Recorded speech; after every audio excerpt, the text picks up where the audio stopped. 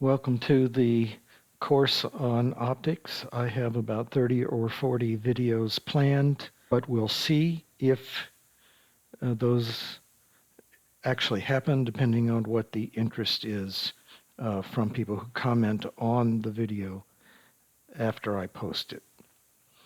I want to start by asking something very basic. What is light? And it turns out it's different to different people.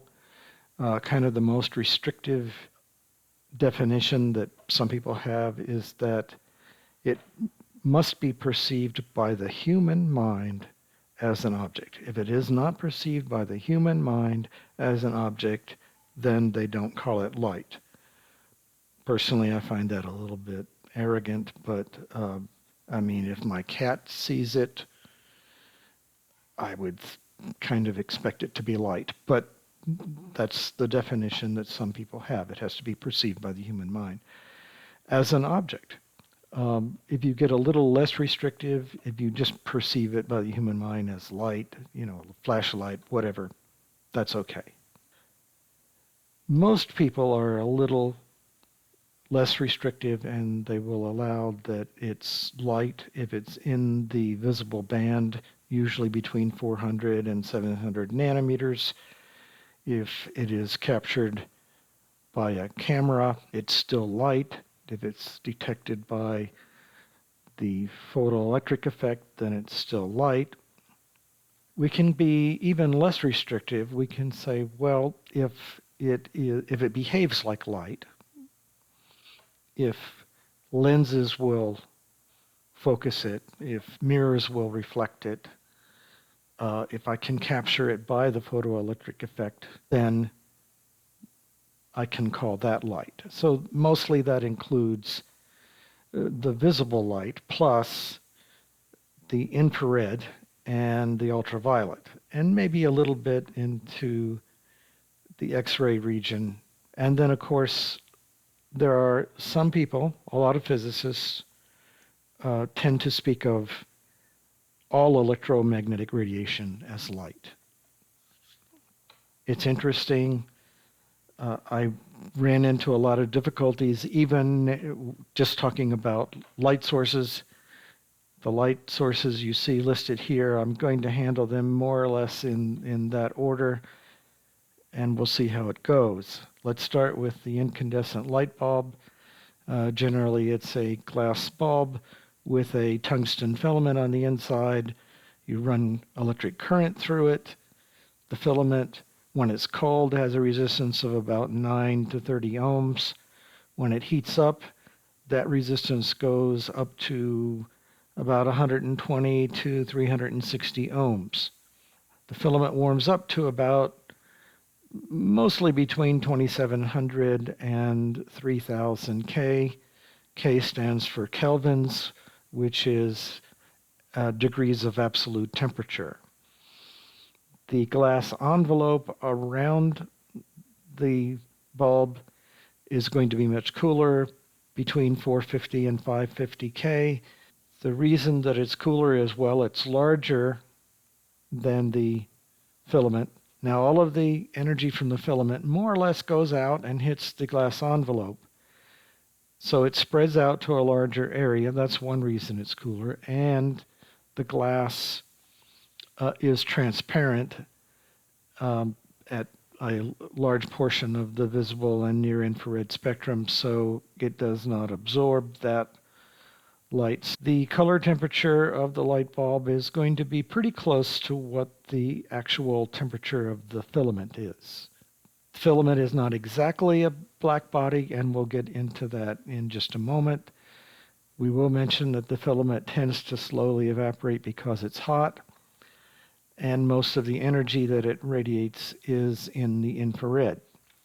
This is what a black body would radiate at 2700 degrees Kelvin, and you see most of it is in the infrared, and there's a little bit of visible light. But as I said, the filament is not a black body. It actually has an emissivity that is not 1 across this whole band, and you see it starts out at about 0.47 or so in the visible band, and it goes down to about 0.15 out at 5 microns. We're looking at the purple colored curve here, the one labeled 2600K, because that's the one closest to the operating temperature of the filament. If we take this emissivity and we multiply it by the blackbody curve, we get the actual radiated curve of Planck radiation from the filament of the light bulb. Now, the infrared has been reduced quite a lot, but it's still about 96% of the total radiated energy from the light bulb. Only 4 to 7% of the radiation actually is in the visible band, and that's why we say a light bulb has an incandescent light bulb has an efficiency of about 6%. Actually, its efficiency is close to 100%, but the infrared is not useful to us, so we don't count that.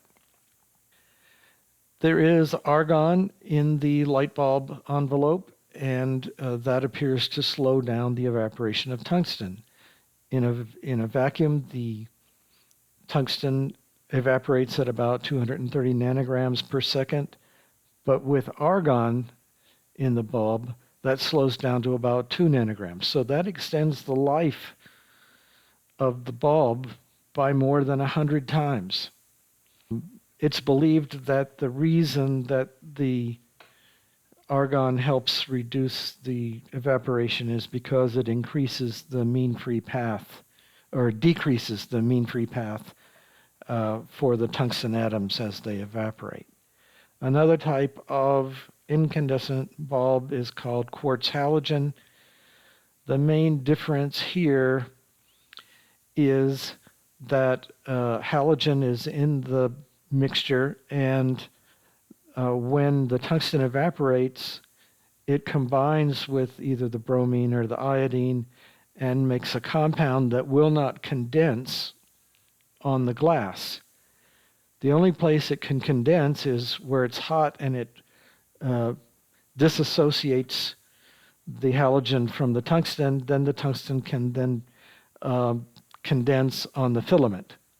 And so the only place then that the tungsten can condense is on the filament. So it evaporates and condenses back on the filament. But over time, thin spots on the filament become thinner. And so eventually the filament does fail. One addition that's been made to the quartz halogen lamp is to coat the inside of the glass with a dielectric coating that reflects infrared. That way the infrared can't get out of the glass and it comes back and it's absorbed by the filament, and it helps keep the filament hot with less electricity. And that's what makes the bulb more efficient. And that quartz halogen is useful for things like displays of jewelry. It's a very bright point source of light that makes jewelry really sparkle, so they are still used today in most displays at jewelry stores. Let's look at burning hydrogen or other gases as a source of light. Hydrogen and oxygen doesn't work that well by itself because it doesn't radiate a lot in the visible band.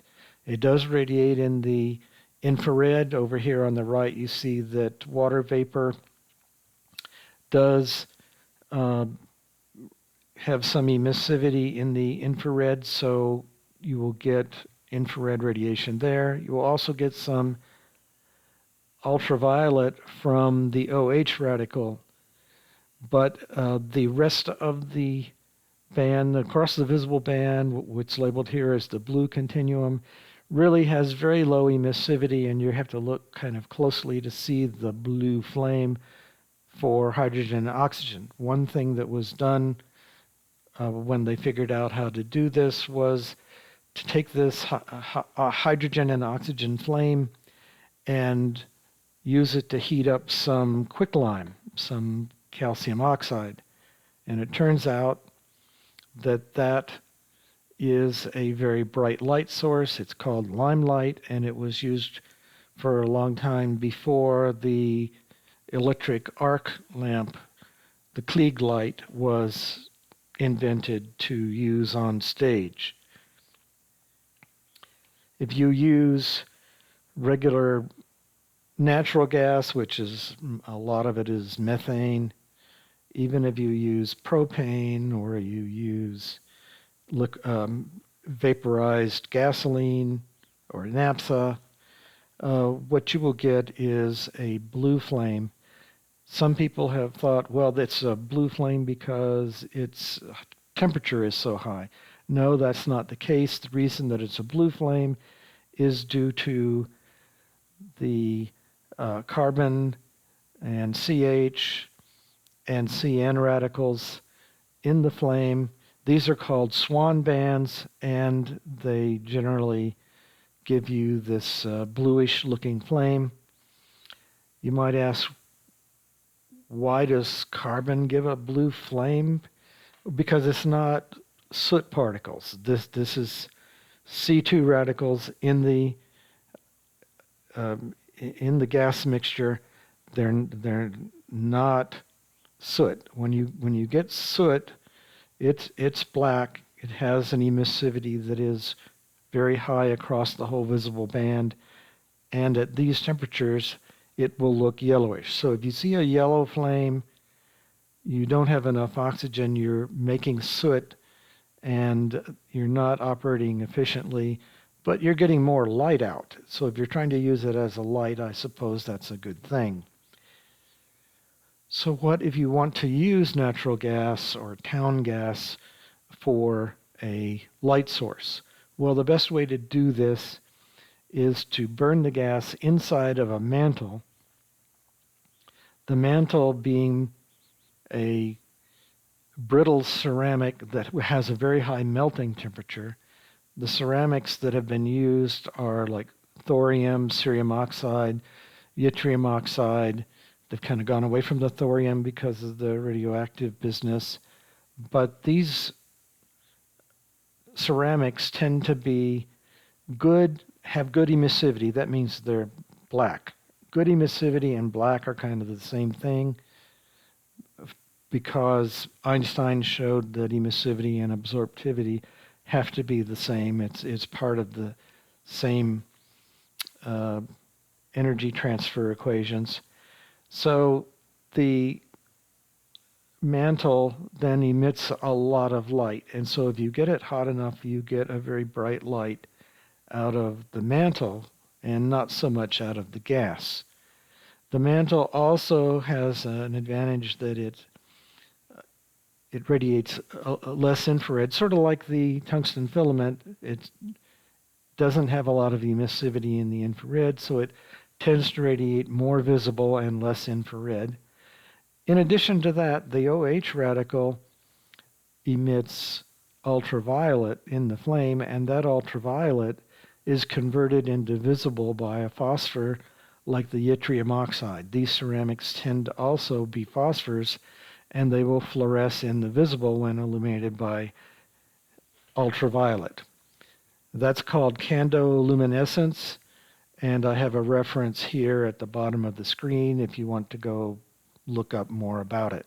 So I also wanted to talk about a gas discharge lamp. This is a little bit difficult because the literature tends to give a different view of this than I see it. I tried to look into it and see what's going on.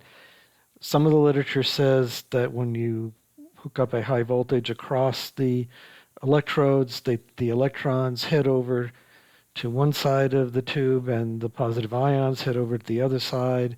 And as they cross, the electrons hit the atoms or the ions, and they excite specific energy levels of the ions, which then collapse down to the ground state, and that's why you get light emission. Looking into it further, it turns out that's really not exactly right. What's going on, more or less, is that the collisions are causing the energy to be distributed across all of the available energy levels in the gas discharge. And when you have a thermal equilibrium of just the electrons, now they're not in equilibrium necessarily with the positive ions, but you do get a Boltzmann distribution of the electronic states, so you're going to start getting Planck radiation because you have a thermal equilibrium. That thermal equilibrium happens at about 11,000 kelvins, which is definitely high enough to get you into the visible band, and you're going to radiate a lot of visible light because of this thermal equilibrium of the electron states or the electronic states. The positive ions themselves are much cooler because they're more massive, and you don't have enough energy really to get them into a higher temperature state. So it's the electrons doing all the work here. And the electrons, because they are associated with, in this case, say all neon atoms, the energy levels available to those electrons are quantized.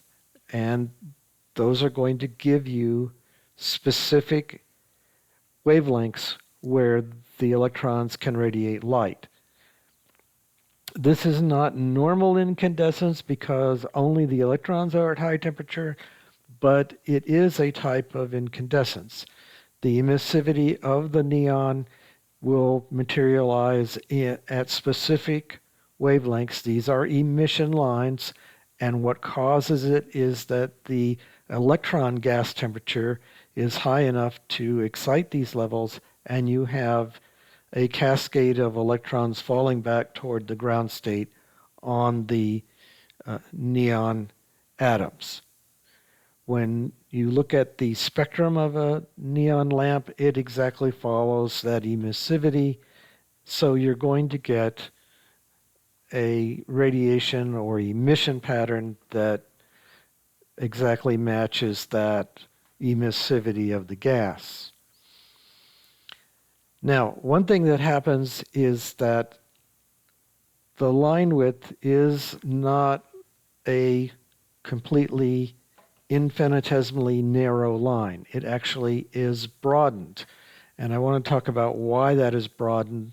There are a couple of reasons. One of them is the speed of the atoms in the gas.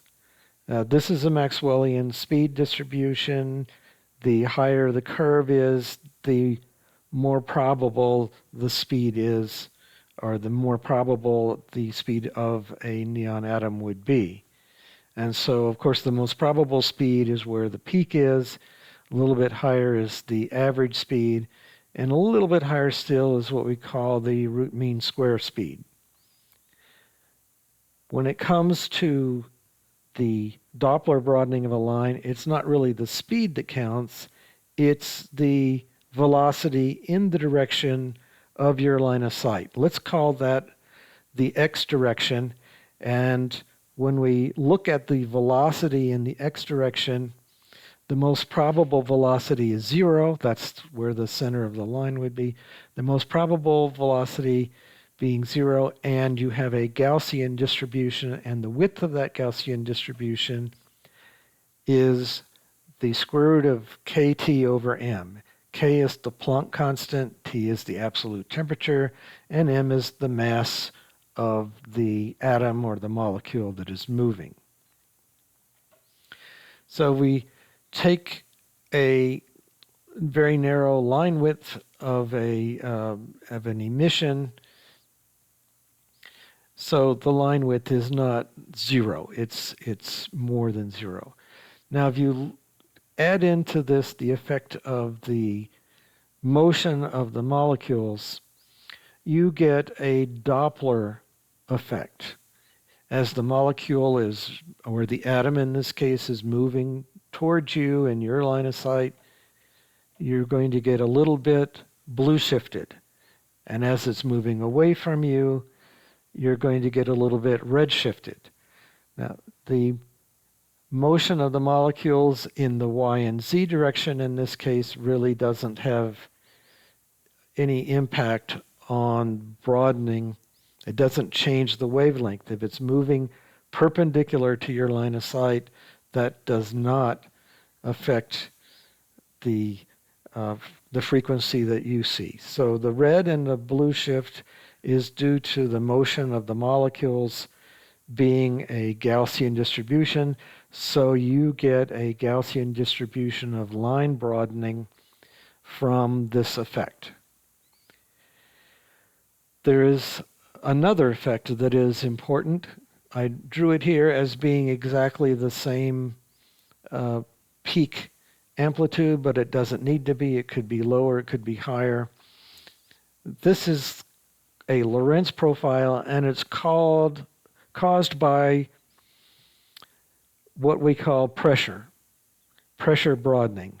But that includes a number of effects. One of them is collisions. When you have gas pressure, the atoms are going to collide into each other, and when they collide into each other, they interrupt the emission process, or they change the conditions, the electric field, they change the spin. It really is normally described as a collision causing an interruption in the emission process. Don't take that too literally, because I have gotten into some issues when you're talking about lasers where if that's the model in your head, it doesn't really describe what's happening very well. Additional effects that are included in this Lorentz profile are interactions with other charged particles, which is a linear Stark effect. Just the presence of other particles influences the oscillator in a 4-parameter generalized Gaussian effect. There's resonance broadening because the other particles nearby are very, very similar. The broadening of the line due to an electric field, which is called a quadratic Stark effect. There's a van der Waals broadening, and then there's self-absorption. So there are several effects that are included in this Lorentz profile. So if you take the Doppler broadening, which is the Gaussian profile, and you take the pressure broadening Lorentz profile, and you combine them together, you get what's called a Voigt profile. And this is really just a convolution of two functions. Now, if you want to get into the math, you can do this convolution function, and you can derive what the shape of the Voigt profile here is. I did it numerically because I'm lazy and did not want to do all the math, so I just took a convolution of the two profiles and came up with the Voigt profile. This Voigt profile is what you see in terms of now the shape of an emission line for a specific electronic transition in a gas emitter. Let's look at the case for sodium. If you have low pressure sodium, you get a very thin emission line. That's the black curve here. If you up the pressure of the sodium, you're going to get some Doppler effect, and you're going to get some pressure broadening effect. That's the red line shown here. So that instead of that very narrow line, you get a more continuous spectrum across more of the visible band. The high pressure sodium lamps tend to look pinkish, whereas the low pressure sodium lamp will look very, very saturated yellow. Let's look at mercury vapor.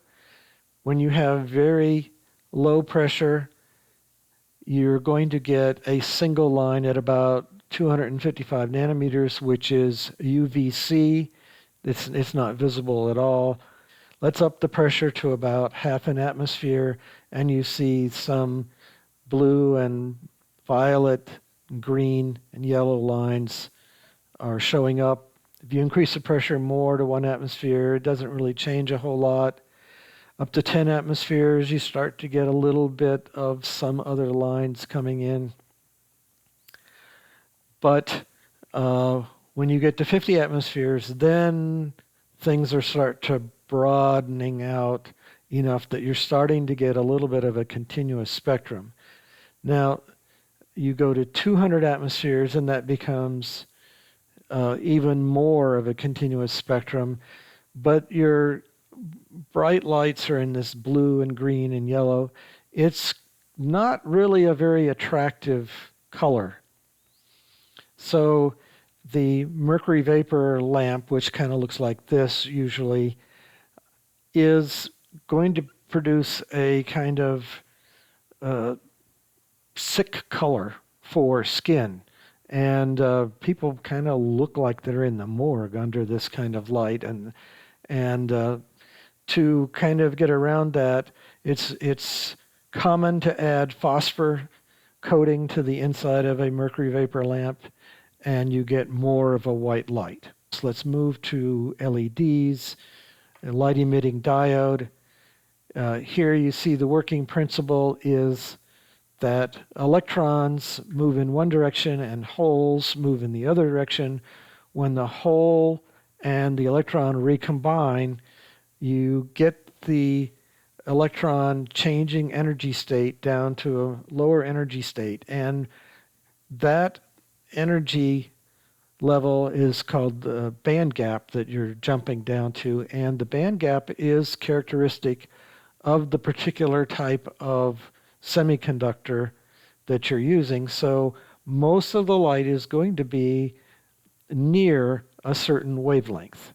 There are reasons why it's not a very narrow band. It's a little bit different from the gas, but just know that the LED gives off light in a fairly narrow band. If you look at commercial LEDs, they're available in a wide variety of colors. Not only the visible light as is shown here, but also lots of infrared wavelengths for LEDs that I use mostly for pumping solid state lasers. And then there are UV LEDs. Now we want to be careful understanding UV LEDs. The main types that are common are at 395 nanometers and 365 nanometers. These are what we call UVA, or very long wave UV. These are used for things like fluorescence, identifying scorpions, looking for body fluids like, for example, blood, and they are used for curing gels, like gels used for fingernail polish. They're used for curing certain kinds of CA glue, and they're used for curing resins, and maybe dental cement. Way over here to the left is where you need ultraviolet if you're going to sterilize things. To have a germicidal effect, you need to have your UV in the UVC region, which is between 200 and 300 nanometers. Remember that low pressure mercury vapor lamp? Look where it is. It's in a pretty good spot to be doing sterilization. There has been a UV LED developed that is at 265, which might even be more efficient from that point of view, but the LED itself is not that efficient. It's expensive, generates a lot of heat, and they're not readily available. So if you find something that is claiming to be a UV sterilization lamp and it's not costing hundreds of dollars, it's probably going to be a nail curing lamp or a glue curing lamp that has been relabeled, and it's no good for germicidal effectiveness.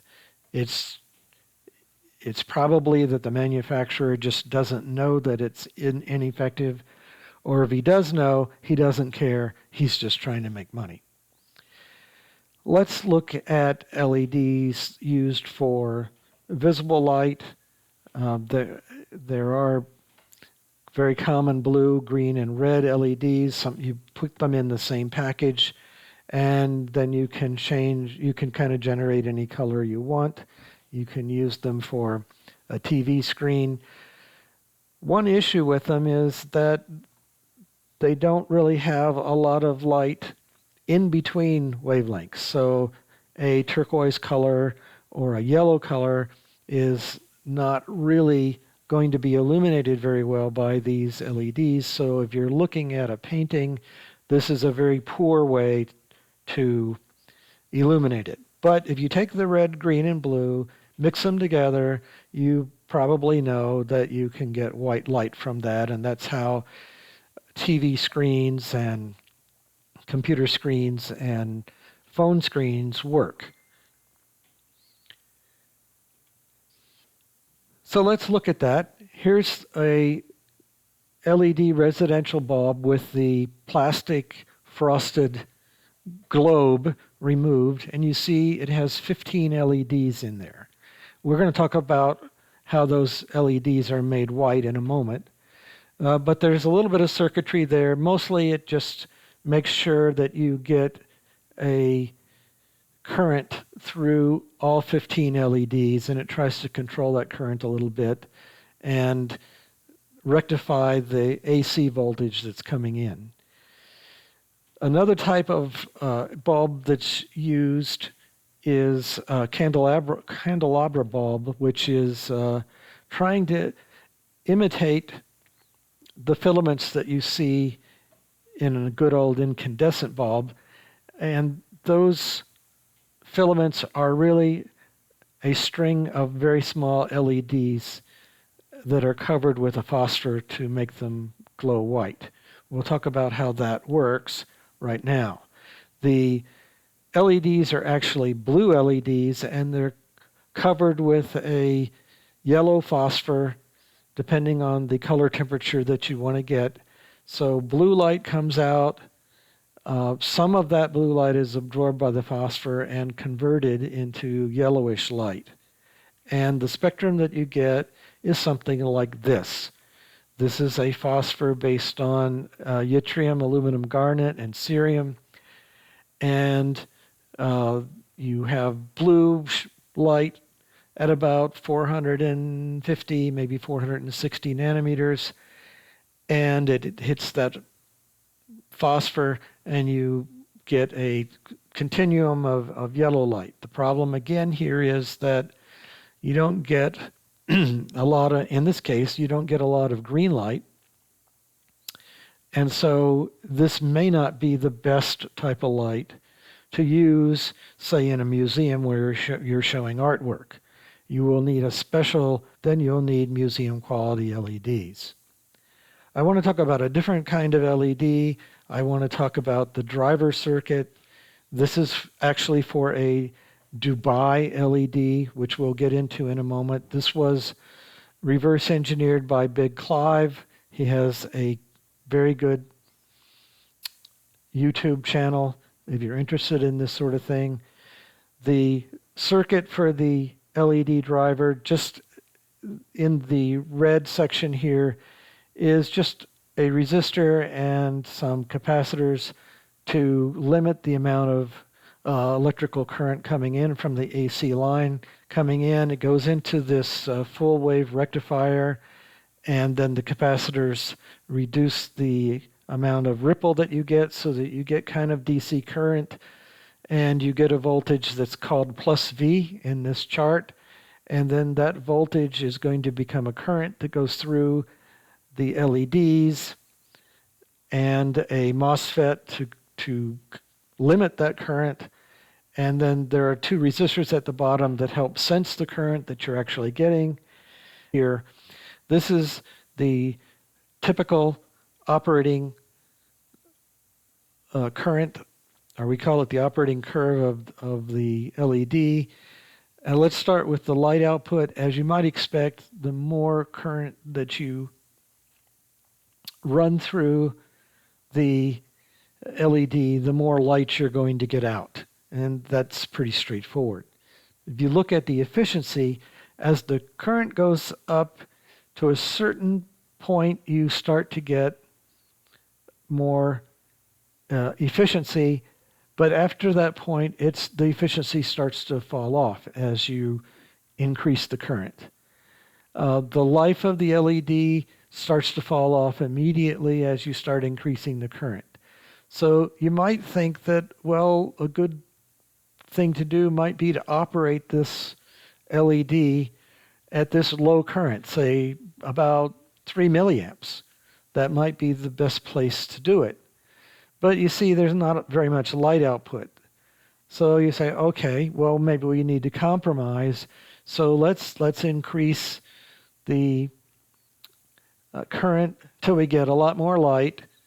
If the efficiency hasn't fallen off too much, and we still have a lot of LED life left, a lot of hours that we can get. Well, maybe that's where Dubai light bulbs work, but that's not where the light bulbs work that you're going to be able to buy in the rest of the world. They're going to be operated right here where you get the most light output. They're pushing them very hard, almost to the maximum rated current. The efficiency is low, the life is low, but the light output is high. Why? Because you don't have to have more LEDs to produce the light. The 15 LEDs is all you need. Well, Big Clive says, let's go make our own Dubai bulbs. He's really stuck on this. He's really stuck on the efficiency and the life.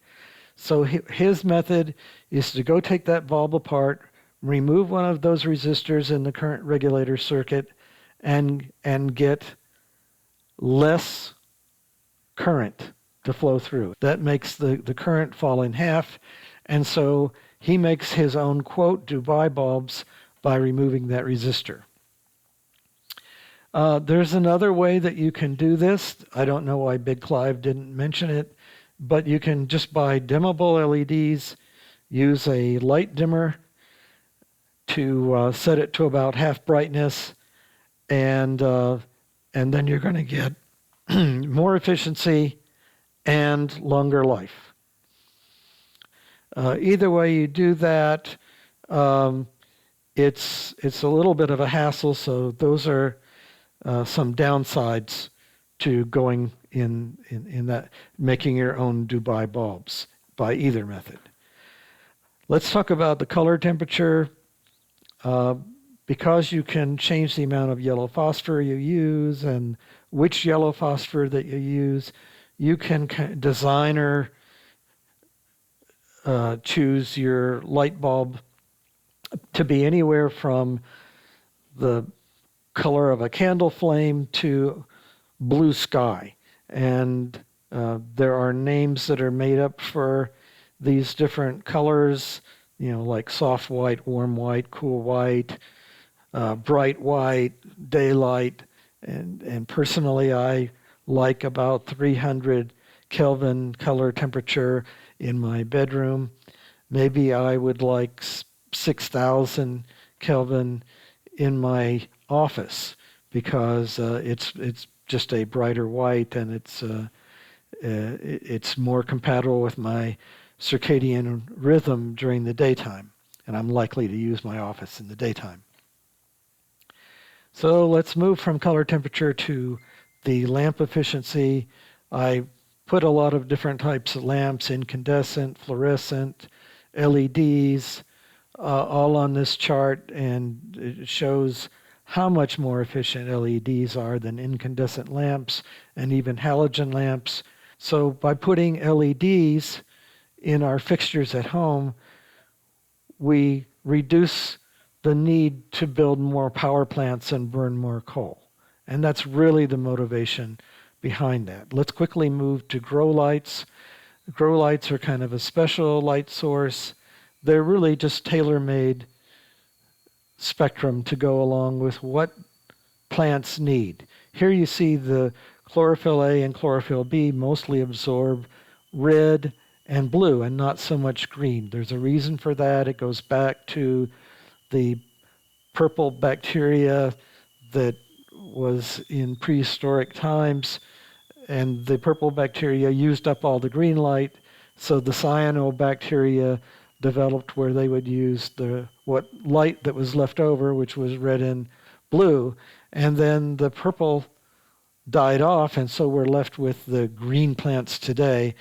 And it's kind of counterintuitive that right where the most light is available, green, is not what they use at all. What they use is everything but green. So if you look at commercial grow lights that are available, the spectrum is not surprisingly heavy in red and blue and not so heavy in the green and the yellow. This one is designed to be good for making the plant grow taller. So this is good for the stems. If you look at other grow lights, they may be tailored to be more for the leaves and the flowers. This is called full spectrum red heavy, and it is designed for stimulating leaf growth and for flowering. If you look at commercial lamps that are available either from Amazon or from your home center, they tend to look like this. They have kind of a balance of blue and red, and every now and then, in this case, white is thrown in a different kind of lamp that is kind of a tube lamp. Instead of white, they actually have green LEDs, but the idea is the same. You've got a lot of blue and a lot of red, little bit of green.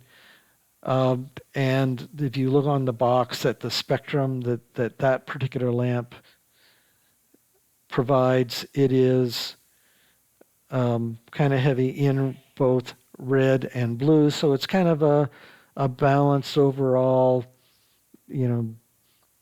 grow light for all kinds of different plants. Put a reference at the bottom here that you can go look up if you like. It's like 75 pages long. It still doesn't really tell you where it comes from. But generally, I'm going to tell you some of what we know to be involved. You have a high energy or high volume sound source. Maybe it's ultrasound. It causes bubbles to form in the water, and those bubbles collapse, and then they reform. And as they do this, it tends to drive the dissolved oxygen and nitrogen away from where this is happening, and what's left are the traces of argon and xenon that are dissolved in the water. When the bubbles form, it's the argon and the xenon in the bubble. And they reach temperatures as high as 11,000 or even up to 20,000 kelvins in some cases. And when the bubble collapses, it's an extreme pressure for a very short period of time. It heats up, and the light is emitted for about 100 picoseconds. If we try to say what actually causes the light to be emitted, we're not really sure. Some people have observed neutrons coming out of this. So we think there are, in fact, some nuclear reactions that take place. But more detail than that, we don't know. But we can tell you lots and lots of details about what's happening in the water and what's happening with the gases and so forth. We can tell you the pressures and so on, but we don't really know why the light is emitted with any great accuracy. We're not sure. We're not sure about that. Let's move to chemiluminescence. Two chemicals combine together, produce an excited compound. Then it has electrons or molecules that fall into a ground state, and when they do that, they emit light. This is what happens in chemical lasers. This is exactly the principle behind chemical lasers, only it's gases. What I did most of the time was deuterium or hydrogen and fluorine. But we also have chemical lasers that are singlet oxygen and chlorine. So one application of this that's pretty common is in glow sticks for kids to use so they can be seen, they can see and be seen when they're doing Halloween or they're playing around after dark in a July the 4th event or something like that. Another example of chemiluminescence is really bioluminescence, and we see this in jellyfish. And jellyfish use this to startle predators and escape. They use it to communicate with other jellyfish, and they also use it to find prey. There are other forms of bioluminescence like plankton in water, and when the water is disturbed, then it causes this luciferase reaction, which produces light. It's the same thing that Jim Lovell used to find his aircraft carrier when he was lost at night, and he blew out the fuse for his avionics display was completely dark, and he was unable to find his way back to the aircraft carrier, but he was able to find it due to this bioluminescence. Another form of this bioluminescence you find in fireflies. It can be reddish, yellowish, or greenish. The reddish and yellowish tend to be right at dusk, right after sunset, and the greenish tends to be more toward the middle of the night. This is kind of the same reaction: luciferin, luciferase, oxygen, and ATP being involved. The last thing I want to cover is another form of incandescence which you get in stars. I'm going to use the sun as an example. The core is shown here. In the core, hydrogen is fused through a couple of steps into helium, and the heat from that reaction heats up the core. You might be surprised that the density of heat from the reaction is about the same as a compost heap. It's not like you might imagine a hydrogen bomb going off. So this core is huge, so you get lots and lots of energy simply because it's so massively huge. It gets to the radiative zone where the temperature is about 15 million Kelvin.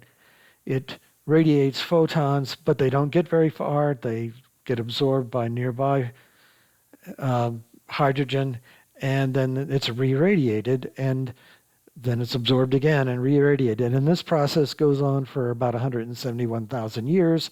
Finally, you get to the outer edge of the radiative zone, which is about 1.6 million degrees Kelvin. And then you get into a zone which is convective. So you get gases rising as they're hot and lower density, then they cool off as they rise, and then they fall back down, and they heat up again as they get back toward the radiative zone. So this is constantly moving around like boiling water, if you want to think of that as an example. And you get to this photosphere, which is about 5,700 degrees Kelvin, and it's a plasma. But it's a thin plasma. It's only about 1/400th of the pressure or of the density of our atmosphere on Earth. And because it's thin enough, some of the light can get through it. It's thick enough that you have emissivity so that the photons are emitted, but it's thin enough that some of that light can get through and be transmitted to the outside. Then you say, well, look, if it's a black body curve, why don't I see that when I look at the sun spectrum? I see these lines of absorption. Well, that's from the chromosphere, which is cooler gases that are up above the photosphere, and they're absorbing some of those lines like the Balmer series and the Lyman series, and that's how we've identified hydrogen and helium being in the sun. We've identified them as being in the chromosphere, actually. But by being in the chromosphere, we deduce that that's part of the sun, so those gases are in the sun. So this is what I wanted to cover for light sources. I had a whole lot of other things to cover in this too, but I decided that there was enough already, and so I'm going to save other things for future videos. If you like this video and you want me to make more and keep going, because I have a lot of other subjects in optics that I can cover, please please leave a comment to let me know that you liked it. Please let me know what you didn't like.